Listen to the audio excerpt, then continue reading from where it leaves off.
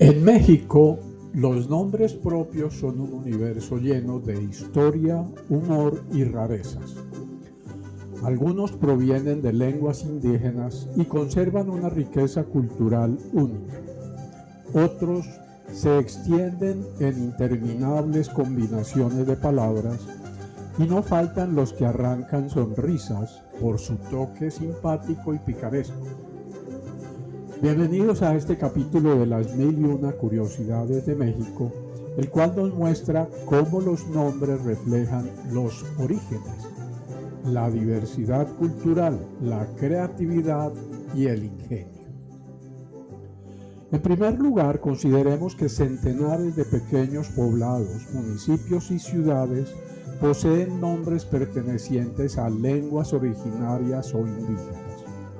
Y no es para menos si observamos las cifras de la imagen. La población indígena es de 17 millones de personas, que corresponden al 15% de la población total del país. Subsisten más de 16.000 localidades en las que se habla alguna lengua nativa de las 68 que siguen vivas. Además, de esas 68 existen 364 variantes. He escogido una muestra de nombres que poseen localidades de diferente tamaño en variados lugares del país para mostrarles su inusual escritura y, por supuesto, la dificultad de pronunciación. Acaxochitlán, estado de Hidalgo. El nombre en lengua otomanje significa lugar donde florece el carrizo. Alaxtitla, Iztacuatitla, estado de Veracruz. No hay consenso sobre el significado de ese nombre, pero lo más cercano es algo similar a lugar donde se pone arena en abundancia. Bacadehuachi, estado de Sonora, en lengua ópata, significa la entrada donde hay flores de carrizo. Basaseachic, estado de Chihuahua, está en el Parque Nacional en donde se encuentra la segunda caída de agua más alta del país. Significa lugar de coyotes o cascada. Coatzacoalcos, estado de Veracruz, en lengua náhuatl significa el escondite de la serpiente. Civichaltún, a pocos kilómetros de Mérida, la capital de Yucatán, en lengua maya significa lugar donde hay escritura en las piedras planas. Quezelchacán, en el estado de Campeche, significa en lengua maya yucateca sabana del descanso. Xtoxtic, pequeña localidad del estado de Chiapas, cuyo nombre significa la granadilla, en alusión a la fruta de ese nombre. Tazrichen, a 6 kilómetros de Mérida, el nombre de este poblado tiene su génesis en el maya yucateco y quiere decir pozo muy escrito. Tlatauquitepec es uno de los pueblos mágicos de la Sierra Norte de Puebla. El nombre de este municipio equivaldría a decir el cerro que arde o el cerro cabezón en lengua náhuatl. Tlalnepantla, cuando nombras a este pueblo del estado de Veracruz es como si dijeras lugar lleno de raíces. Tlaxcalistlahuaca es un poblado del estado de Guerrero cuyo nombre significa lugar donde se compran tortillas. Chinchunzán, muy musical nombre de un municipio del estado de Michoacán que en lengua purépecha significa lugar de colibrí. También en el estado de Michoacán está Tzitzingareo. Este nombre significa santuario de colibríes. Xochistlahuaca en el estado de Guerrero significa llanura florida. Y por último, en el estado de México encontramos a Yachihuacalcatepec, nombre que quiere decir los que poseen casas en el Cerro de las Flores. Otro aspecto curioso y frecuente es el de los extensos nombres personales. El origen de bautizar personas con una cantidad inusual de nombres proviene de una mezcla de tradición religiosa, influencia familiar y moda social. Tras la conquista, los españoles bautizaban a los indígenas con nombres cristianos, generalmente de santos, para darles identidad jurídica en el virreinato de la Nueva España. Inicialmente se usaban múltiples nombres para honrar no solo un santo, sino diversos. Con el tiempo se adquirió la costumbre de agregar nombres de familiares, parientes o personas muy queridas o influyentes en la familia. De una lista muy extensa he escogido algunos ejemplos significativos. Miguel Hidalgo es considerado el padre de la patria porque fue el iniciador de la Guerra de Independencia de México con el célebre Grito de Dolores en 1810, un acto que marcó el comienzo del proceso revolucionario contra el dominio español. Su nombre completo, Miguel Gregorio Antonio Ignacio Hidalgo y Costilla Gallaga Mandarte Villaseñor. José María Morelos fue el gran organizador de la independencia mexicana tras la muerte de Miguel Hidalgo. Transformó la insurrección inicial en un movimiento político y militar estructurado. Redactó los llamados Sentimientos de la Nación y logró la declaración formal de independencia en 1813. Este héroe se llamaba en realidad José María Teclo Morelos Pérez y Pavón. El curioso y controversial personaje político que ocupó la presidencia de México durante 11 periodos, pero que nunca terminó ni uno solo de ellos, es mencionado y conocido como Antonio de Santa Anna, simplemente. Pero su nombre real era Antonio de Padua María Severino López de Santa Anna y Pérez de Lebrón. Agustín Lara, el célebre compositor y cantante, poseía uno de los nombres más extensos del medio artístico mexicano. Ángel Agustín María Carlos Fausto Mariano Alfonso del Sagrado Corazón de Jesús Lara y Aguirre del Pi. Frida Kahlo, su nombre de pila era mucho más largo, Magdalena Carmen Frida Kahlo y Calderón. Y Cantinflas, el famoso humorista, tenía por nombre legal el de Fortino Mario Alfonso Moreno Reyes.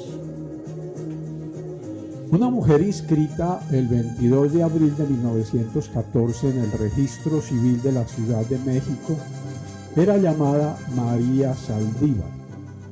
Su verdadero nombre era María de la Asunción Luisa Gonzaga Guadalupe Refugio Luz Loreto Salud Altagracia Carmen Matilde Josefa Ignacia Francisca Solano Vicenta Ferrer Antonia Ramona Agustina Carlota Inocencia Federica Gabriela de Dolores de los Sagrados Corazón de Jesús y de María Saldívar y Saldívar. En la historia de México, la práctica de nombrar lugares con referencias a batallas, luchas y gestas de heroísmo responde a un profundo sentido de patriotismo y construcción de memoria colectiva. Estos nombres funcionan como recordatorios permanentes de los sacrificios realizados por insurgentes, soldados y ciudadanos en la defensa de la libertad y la soberanía. Así, la toponimia patriótica no solo honra a los protagonistas del pasado, sino que educa a las generaciones futuras, transmitiendo valores de resistencia, dignidad y orgullo nacional. Miremos algunos ejemplos. Dolores Hidalgo, cuna de la independencia nacional. Como lo vimos anteriormente, allí se dio el llamado a la insurrección por parte del cura Hidalgo. heroica e histórica ciudad de Cuautla de Morelos.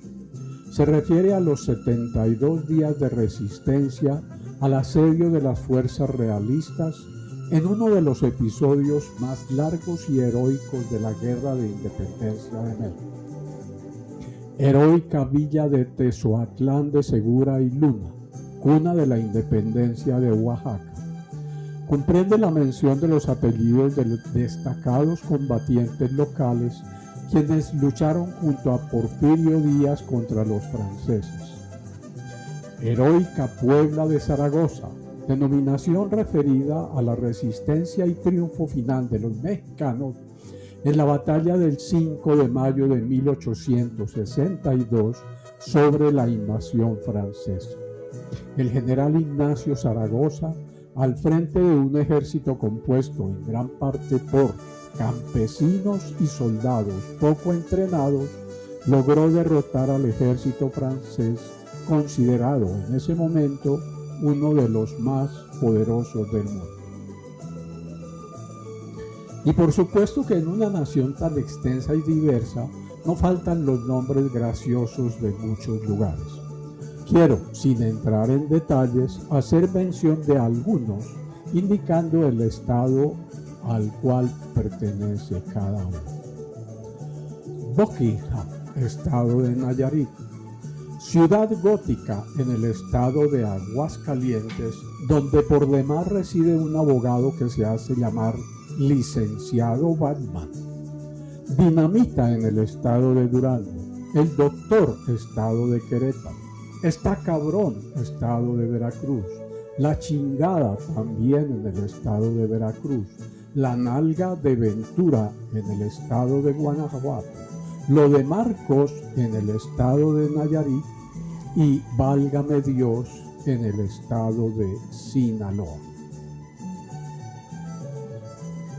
A mediados del siglo XX existió en la ciudad de Saltillo, capital del estado de Coahuila, un ciudadano de nombre José Refugio Muñoz. Era común por ese entonces materializar de diversas formas la idolatría a la Virgen del Refugio, señalada como hacedora de muchos milagros, de manera especial en los estados norteños del país. Pero al citado caballero no le gustaba su segundo nombre, Refugio, por lo que la transformó en R. Posteriormente fusionó el nombre R con el apellido Muñoz, dando origen al apellido compuesto R. Muñoz, el cual heredaron sus descendientes.